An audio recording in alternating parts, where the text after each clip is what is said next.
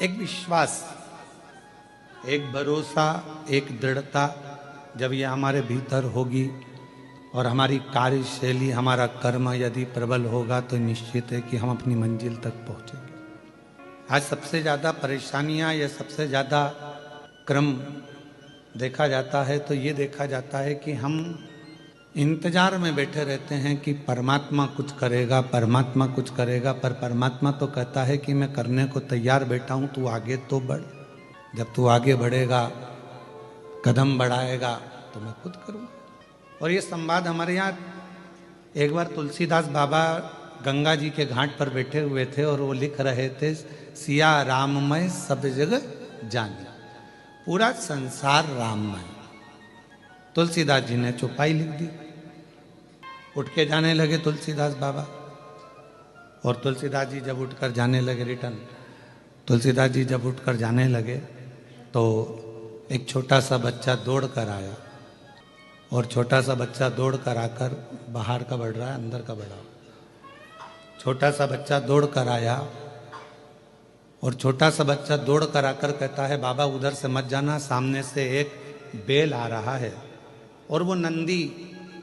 वो वृषभ, वो बेल तुम्हें मार देगा, वो नंदी तुम्हें मार देगा, तुम उधर से मत जाओ, तुम उधर से बिल्कुल निकल कर मत जाना, नहीं तो वो नंदी तुम्हें मारेगा। इतने में तुलसीदास जी ने कहा, मैंने अभी हाल गंगा जी के तट पर चौपाई लिखी कि सिया राममय सब जग जानी, सब में राम समाया है तो नंदी मुझे मार नहीं सकता, क्योंकि उसमें भी राम है, उसमें भी भगवान है, मैं तो जाऊंगा, चले। और इतनी देर में वो नंदी आया और तुलसीदास जी को सींग पे उठाया, पटक दिया, रोंद दिया और चलेगा। तुलसीदास जी को गुस्सा आया, गंगा जी के घाट पर, तुलसीदास जी को गुस्सा आया, गंगा जी के घाट पर वापस गए, कलम उठाया और चौपाई काटने लगे। इतनी देर में श्री हनुमान जी महाराज आए और हनुमान जी ने कहा, तुलसीदास जी तुम चौपाई क्यों काट रहे हो? कहा, मैंने लिखा कि सिया राममय सब जग जानी, जब मैंने सब में राम देखा था, नंदी में भी राम देखा था, बेल में भी राम देखा था, उस वृषभ में भी राम देखा था, तो उस बेल ने मुझे क्यों मारा? इसलिए मुझे ये चौपाई काटना। तो हनुमान जी बोले, तुम बेल में राम देख रहे थे, वो छोटा सा बच्चा आकर बताया, उसमें राम नजर नहीं आया कि उधर नहीं जाना है, वो रास्ता बेकार है, वो रास्ते में कोई खड़ा हुआ है, मार देगा तुमको, तुम्हें काट देगा। अगर कोई बच्चा आकर बता रहा है तो उसमें भी तो राम दिखना चाहिए। हम संपूर्ण ब्रह्मांड में राम देख रहे हैं, पर जो हमारे नजदीक में है, जो हमारे पास में है, जो हमारे करीब में है, हम उसमें परमात्मा का दर्शन नहीं कर पाते। पितृपक्ष चल रहा है, श्राद्ध चल रहा है, हम पितरों में भगवान देख रहे हैं जो चले गए, और जो घर में माँ बाप बैठे हुए हैं उसमें हम भगवान देख ही नहीं पा रहे।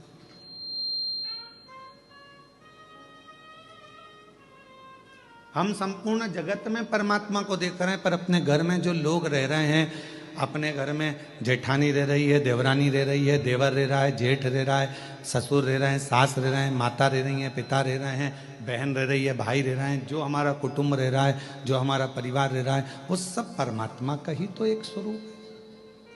हम उसमें तो हमारे ईश्वर को देख ही नहीं पा रहे,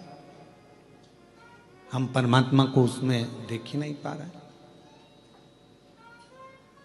सब में हम भगवान को देखें, पर जो अपने करीब में है, अपने नजदीक में, हम उससे वंचित हैं, उसमें परमात्मा